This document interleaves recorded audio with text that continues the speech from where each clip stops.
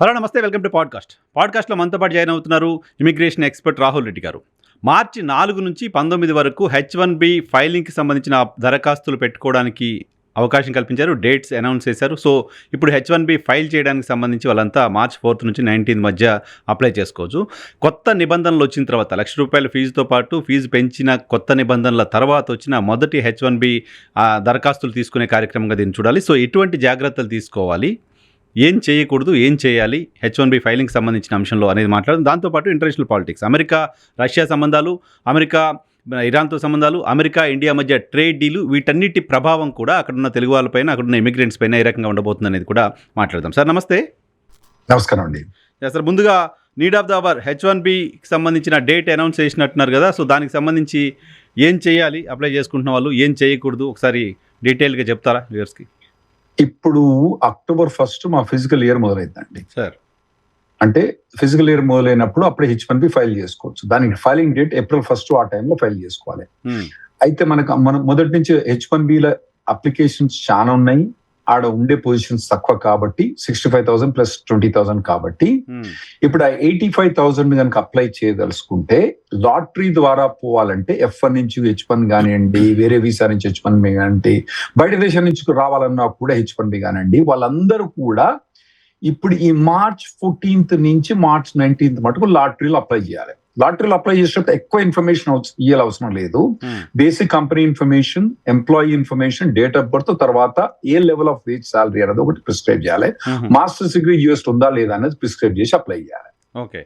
ఆ తర్వాత April 1 week కానీ ఏప్రిల్ 1 వీక్ లోపల కానీ ఈ లాటరీ అన్నది వాళ్ళు తీస్తారు అన్నట్టు. తీసిన తర్వాత అప్పుడు సెలెక్ట్ అయిన తర్వాత జూన్ 30 లోపల మనం H1B ఫైల్ చేసుకోవచ్చు. ఓకే. అప్పుడు మొత్తం డీటెయిల్స్ ఫైల్ చేసుకోవాలి. ఇప్పుడు మీరు అన్నట్టు కొత్త సిస్టమ్ మొదలైంది. లాస్ట్ ఇయర్ కి ఇయర్ కు తేడా. ఇప్పుడు ఏంటంటే మన $215 ఫీజు పెట్టిండ్రు ఒకటి.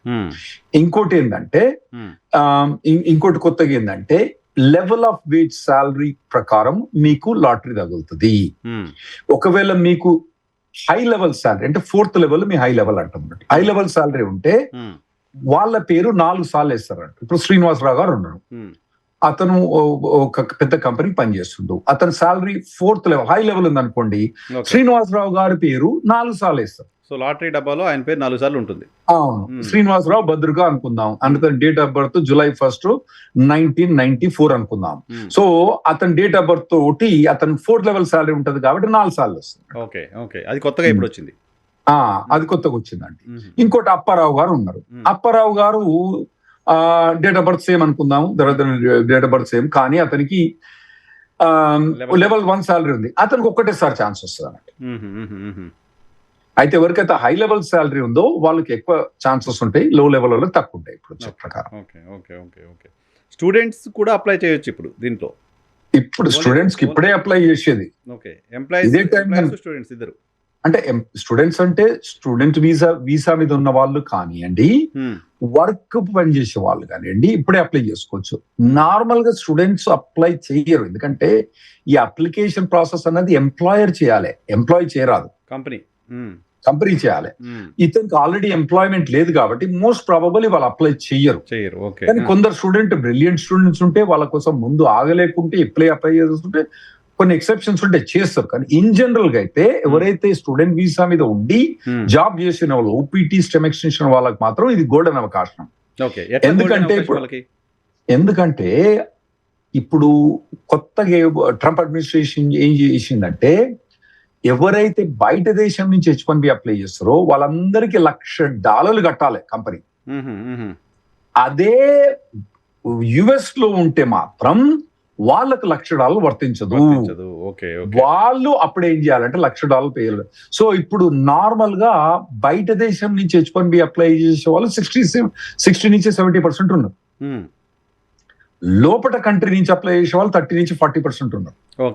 ఇప్పుడు బయట దేశం వాళ్ళు ఎవరు కూడా రారు కాబట్టి ఉన్న లోపల వాళ్ళకు మజా వాళ్ళకి. 2 సార్లు 3 సార్లు H1B లాటరీ అప్లై చేసాము, రాలేదు. ఎందుకంటే 360,000 లో 85,000 H1Bs వచ్చినాయి కాబట్టి వాళ్ళకి ఛాన్స్ 1/3 1/4 ఉండే.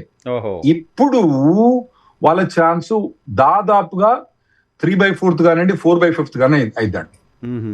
సో అక్కడ ఇప్పుడు బయట నుంచి H1B అప్లై చేయాలనుకున్న వాళ్ళకు అమెరికాలో ఉండే కంపెనీ $1,00,000 కట్టాల్సి వస్తుంది కాబట్టి అలా కట్టి ఫైల్ చేసే పరిస్థితి ఉండదు కాబట్టి అప్లికేషన్స్ తగ్గిపోతాయి. రైట్. సో ఎన్ని నెంబర్ ఆఫ్ అప్లికేషన్ తగ్గిపోతాయి అనుకుంటున్నారు సార్? 3-3.5 లక్షలు గతంలో ఉండేయని చెప్తున్నారు మీరు. అవును, 3,60,000 లాస్ట్ టైం ఉండే. నా లెక్క ప్రకారం ఈసారి 1,00,000 నుంచి 2,00,000 మధ్యలోనే ఉండాలి. Okay, okay. మోర్ దెన్ 50%, దాదాపు 30-40% అప్లికేషన్స్, 40% అప్లికేషన్స్ వస్తాయి అనుకుంటున్నాం. ఇంకోటి ఏంది వాయనర్ గారు, మీరు అర్థం చేసుకోవాలి, సార్. ఇప్పుడు ఈ 2025 లో అయిన లే ఆఫ్స్ చాలా ఏళ్ళ మటుకు మేము చూడలేదు. 2008 లో చూసినాం, 2009 లో చూసినాం లే ఆఫ్స్. ఆ లే ఆఫ్స్ ఇప్పుడు చూస్తున్నాం. ఎకానమీ ఇంప్రూవ్ అయినా కూడా లే ఆఫ్ అవుతుంది. ఓకే. ఎందుకంటే ఒకటి ఓవర్ హైరింగ్ అయిపోయింది 2022, 23, 24 లో ఓవర్ హైరింగ్ అయిపోయింది. తర్వాత ఇంకోటి ఏంటంటే ఆర్టిఫిషియల్ ఇంటెలిజెన్స్ తోటి నలుగురు చేసే జాబ్ ఒకటే చేస్తాను ఇవాళ. ఓకే. సో దాని వల్ల కూడా లే ఆఫ్స్ అయినాయి. సో వాళ్ళు కూడా H1B ఫైల్ కొన్ని కంపెనీస్ చేయరు. సో అటువంటి అవకాశం ఉంది కాబట్టి కొద్దిగా డిమాండ్ తగ్గుతుందనే అనుకుంటున్నాం. సో F1 వాళ్ళకి H4 వాళ్ళకి ఇది మోర్ అడ్వాంటేజ్.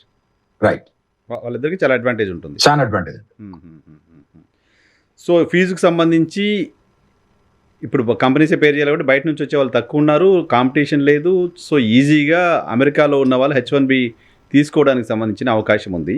సో జనరల్గా ఇప్పుడు అప్లై చేస్తున్న వాళ్ళకు యూజువల్గా చేసే తప్పులు ఏముంటాయి సార్? వాళ్ళు ప్రతిసారి అప్లై చేస్తున్నప్పుడు ఏదో కొన్ని మిస్టేక్స్ చేస్తూ ఉంటారు.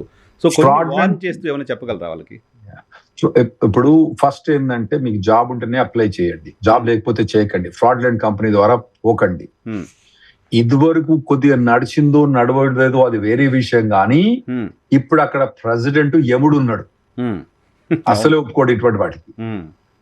ఇంకోటి ఏంటంటే మీకు సర్లే H1B రాకపోతే డినైల్ అయితే ప్రాబ్లం ఉంటుంది అంటే మీకు లైఫ్ లాంగ్ బ్యాన్ పడే ఛాన్స్ ఉంటుంది. మీకు ఏది ఫేక్ కంపెనీస్ తోటి పోతే వాడు మీ పైసలు తీసుకొని వాడు ఎక్కడో ఊరికి పోయి వెళ్ళిపోతాడు.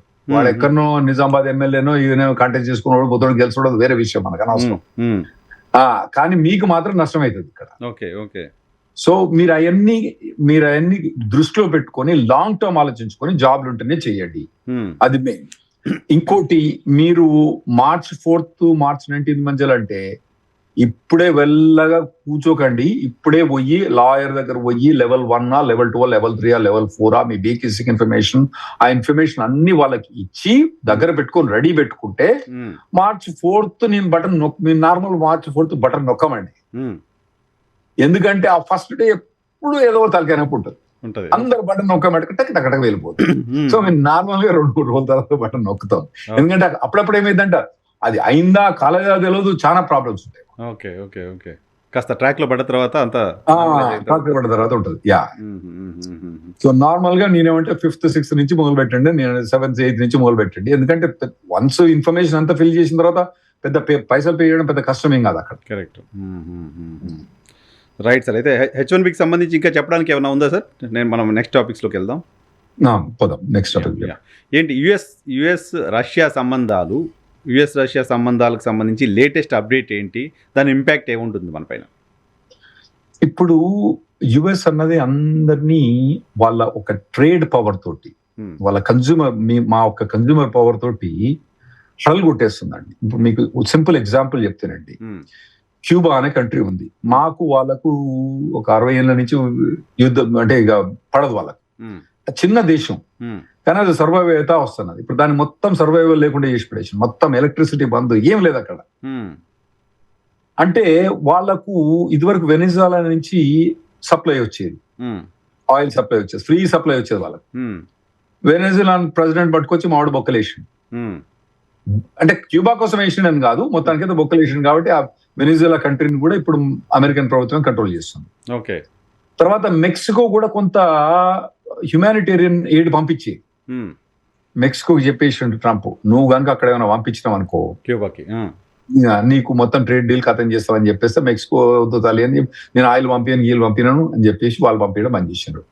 ఇప్పుడు వాళ్ళకు ఆయిల్ లేకపోతే ఎలక్ట్రిసిటీ లేదు, వాళ్ళ ఆయిల్ తోటే ఎలక్ట్రిసిటీ ప్రొడ్యూస్ చేస్తారు అక్కడ.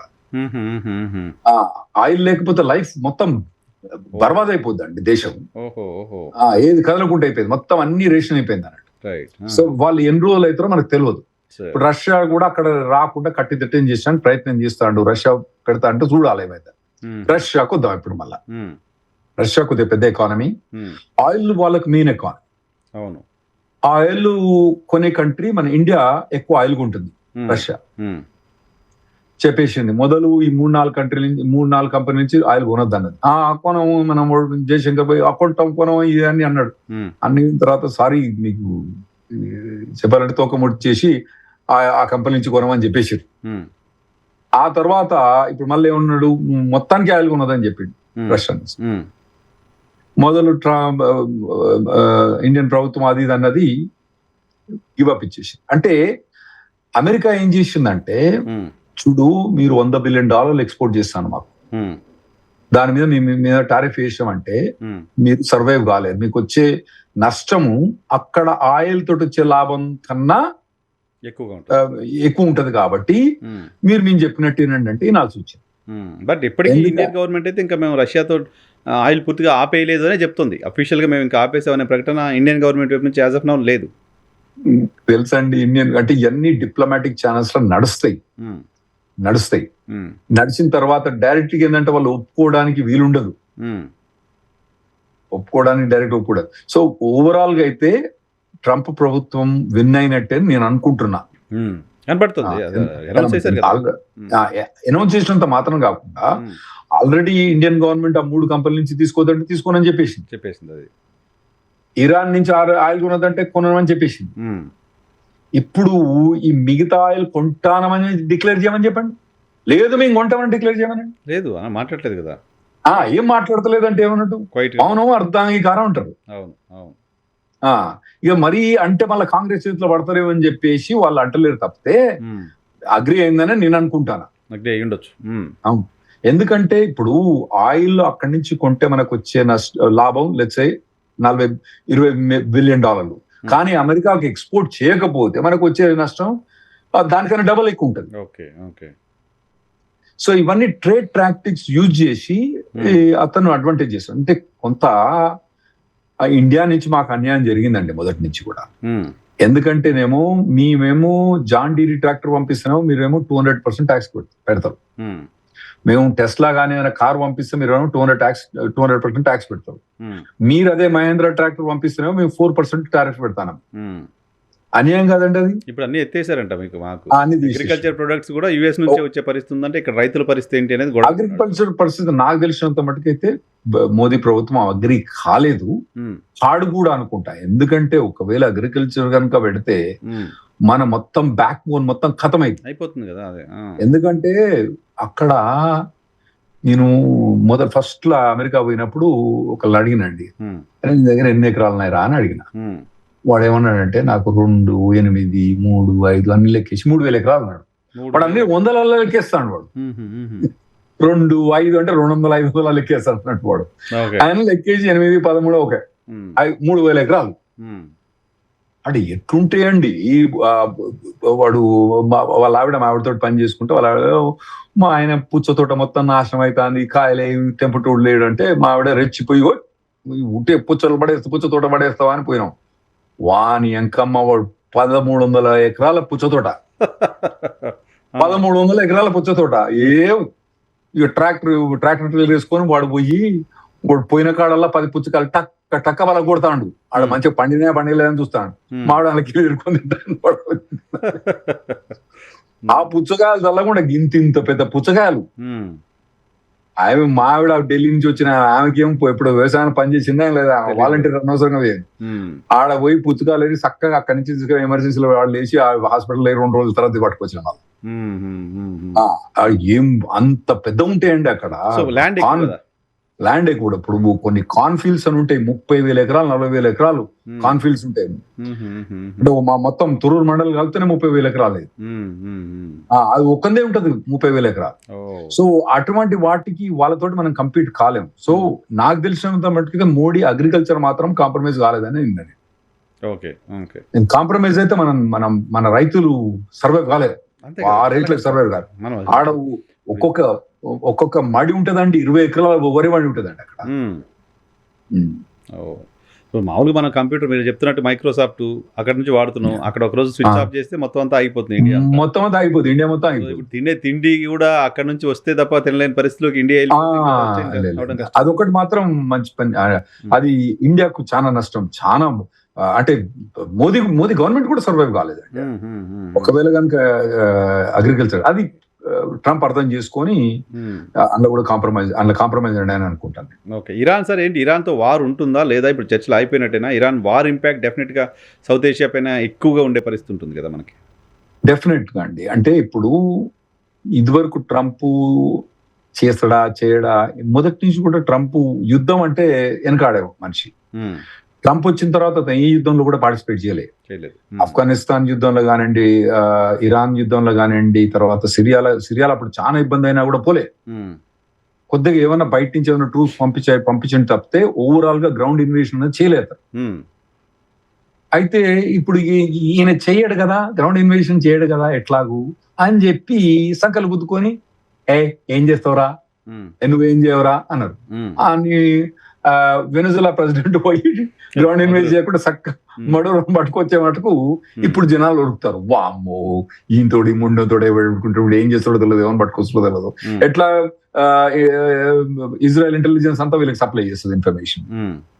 సో ఇప్పుడు జనాలు భయపడతాను, వామ్మో వీడు గ్రౌండ్ ఇన్వేషన్ చేయకున్నా కూడా మొత్తం ఒక పెద్ద కంట్రీని మొత్తం దాని ఒక గవర్నమెంటే మార్చేసే శక్తి ఉన్నది ఈయన దగ్గర అన్నది భయపడతాను. ఇప్పుడు వాళ్ళు భయపడి వాళ్ళు ఏమైనా కాంప్రమైజ్ కావచ్చు న్యూక్లియర్ డీల్ లా అని నేను అనుకుంటున్నాను.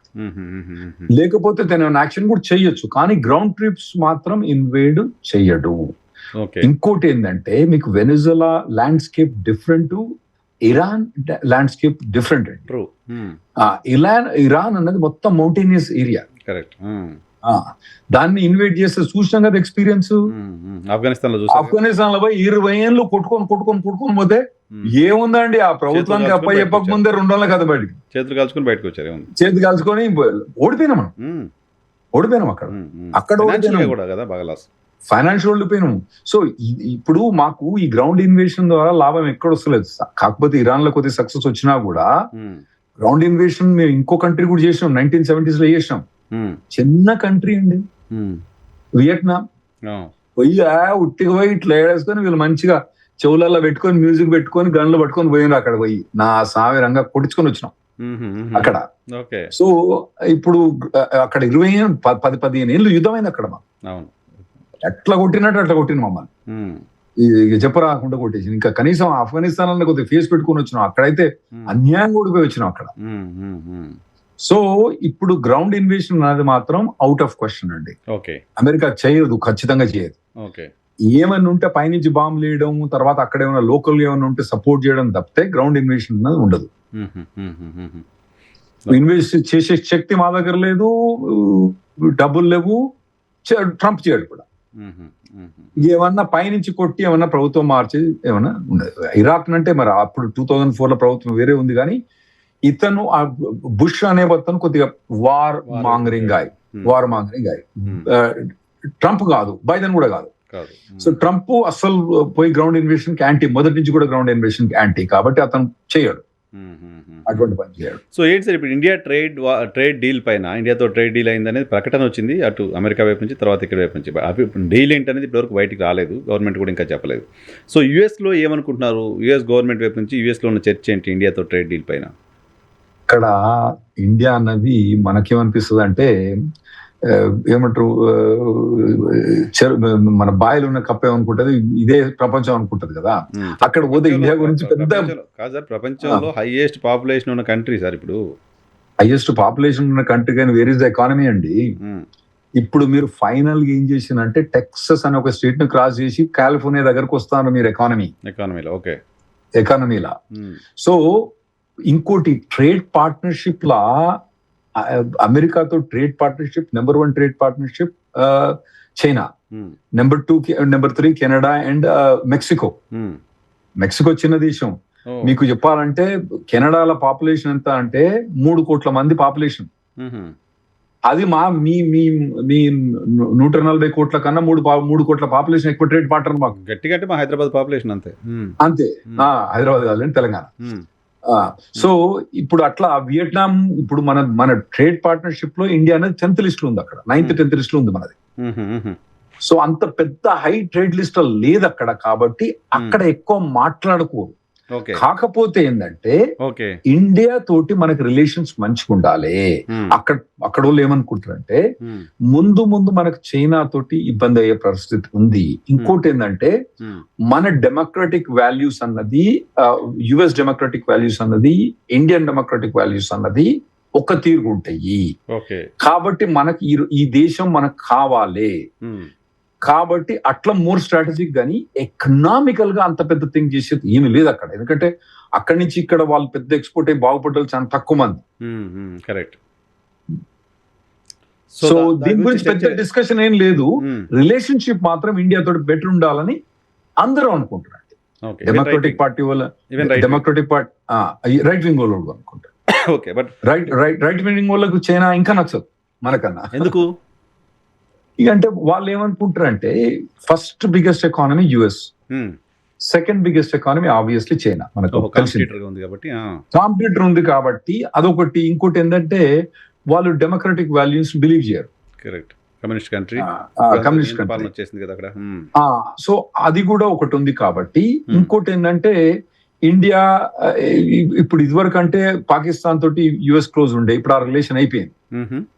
ఇప్పుడు యాంటీ టెర్రరిజం క్యాంప్ అనేది ఒకటి మొదలైందంటే అందులో యుఎస్ కూడా ఉంది, ఇండియా కూడా ఒకటి ఉంది. కాబట్టి అట్లా కూడా మనకు దోస్తానం ఉంది. కాబట్టి ఓవరాల్ గా జియో పాలిటిక్స్ ప్రకారం US and India are closely aligned right now. సరే, అంతకు ముందు మనకు 1990 పరిస్థితి ముందు ఎట్లుందో మనకు తెలుసు. మనం we are very closely aligned, India is very closely aligned with Russia. ఇంకోటి అప్పుడు వాళ్ళకి మేజర్ విలన్ ఎవరు? అప్పుడు Russia was major villain, China కాదు. ఇప్పుడు రష్యా మెయిన్ కాదు, వాళ్ళకి చైనా మెయిన్. దాన్ని కౌంటర్ చేయాలంటే ఇండియా తోటి మంచి రిలేషన్షిప్ ఉండాలని అందరూ అనుకుంటారు. ట్రేడ్ వైజ్ వాళ్ళకి కెనడా, మెక్సికో, ఎందుకంటే వెజిటబుల్స్ వాళ్ళ దగ్గర రావు అంత పెద్దగా. వాళ్ళకి మన దగ్గర నుంచి పోయేది ఏముంటది? ఏం లేవు, ఇక్కడి నుంచి అక్కడికి పోయేది.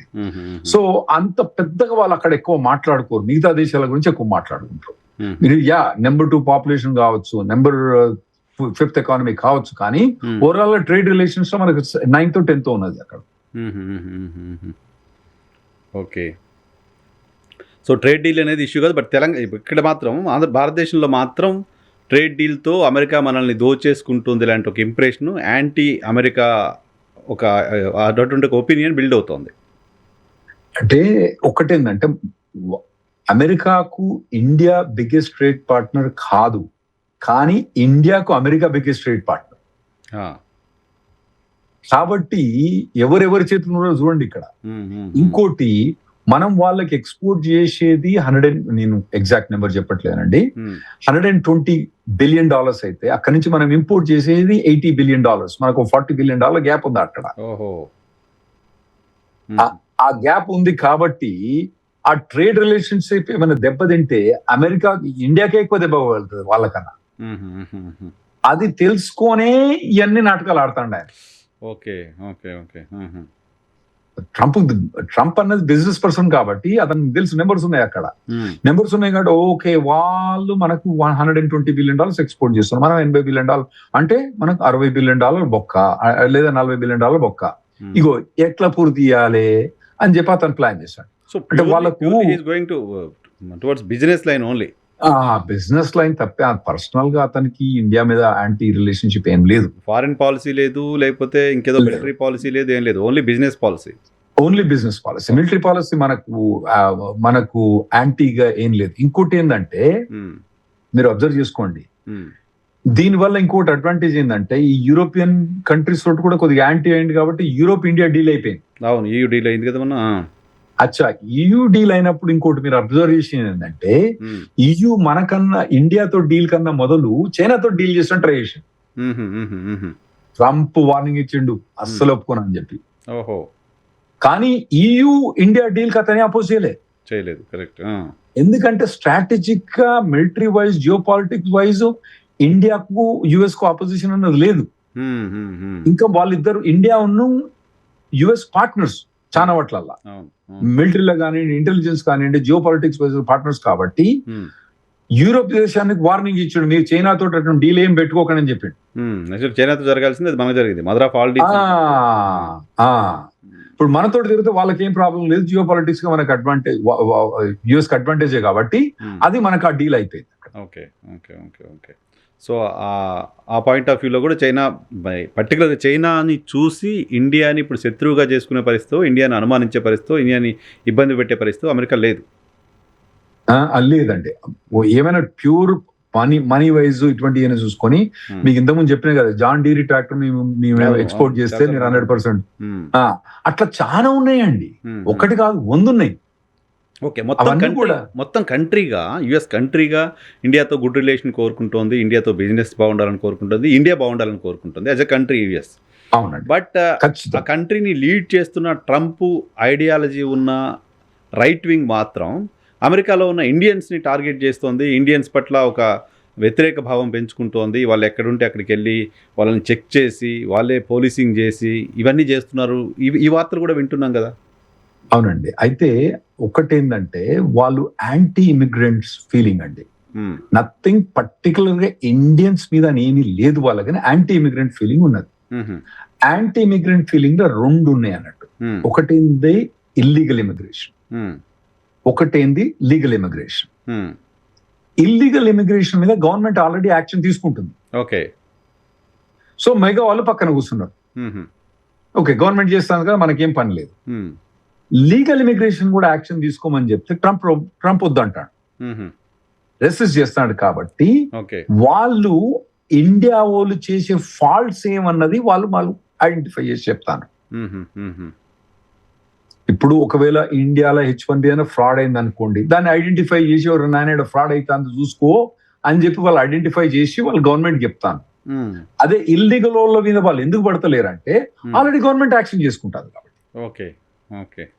సో ఇల్లీగల్గా ఉంటే ఏమన్నా సరిగ్గా లేకపోతే దాడులు చేయడానికి వాళ్ళకి రైట్ ఉంటుందా? Point number 1. పాయింట్ నెంబర్ 2, వాళ్ళు లీగలా అని చెక్ చేసే ప్రయత్నం పర్టికులర్గా ఇండియన్స్ పైన నేను వింటోంది. ఇప్పుడు డల్లాస్లా, హూస్టన్ లాంటి వాటిలో ఎక్కువగా వాళ్ళు చెక్ చేస్తున్నారు, వాళ్ళు ఒక స్కేర్ క్రియేట్ చేస్తున్నారు అక్కడ అని.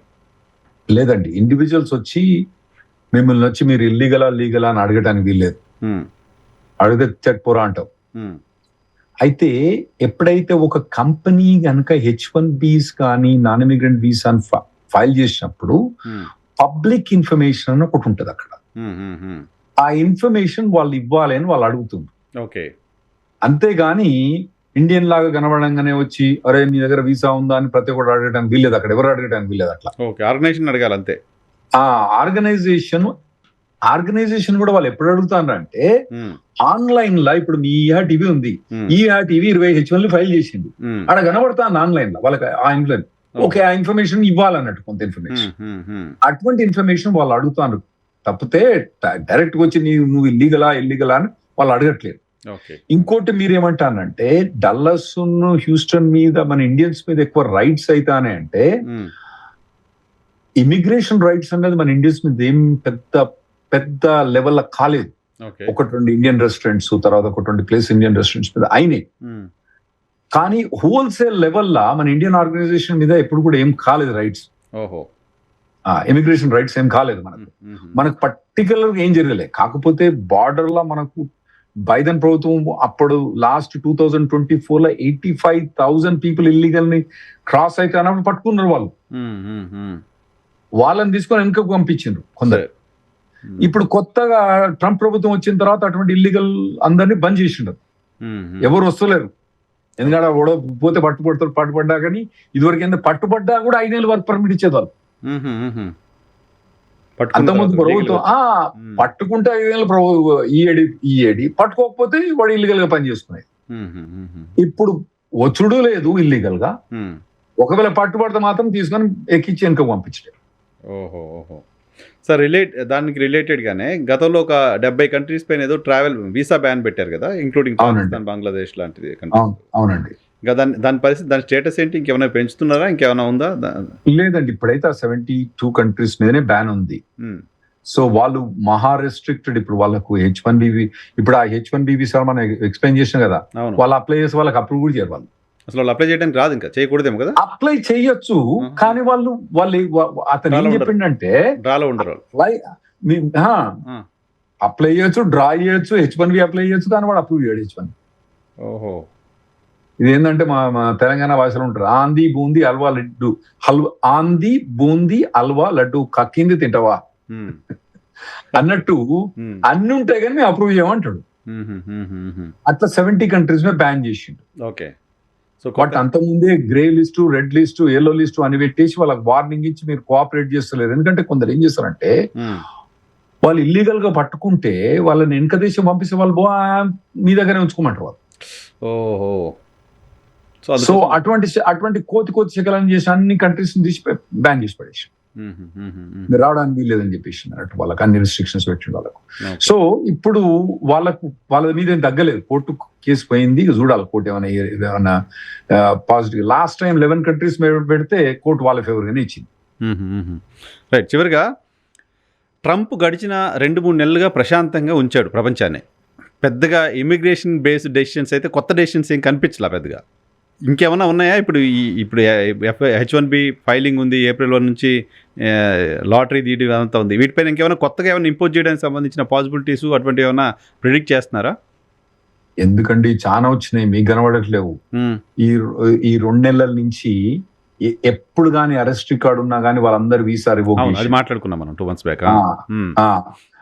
తర్వాత ఇప్పుడు కొత్తగా ఎన్ఫోర్స్మెంట్ కొద్దిగా ఎక్కువనే. ఇదివరకు FDNS అన్నది అంటే ఫ్రాడ్ డిటెక్షన్ యూనిట్ అన్నది 10 కేసులకు ఉంటే ఒక కేసుకు పోయేది. ఇప్పుడు ప్రతి 2 కేసులకు 3 కేసులకు పోయి ఫ్రాడ్ డిటెక్షన్ పోయి ఫండ్ పెంచేశాడు కదా, ఫండ్ బాగా పెంచేసిండు.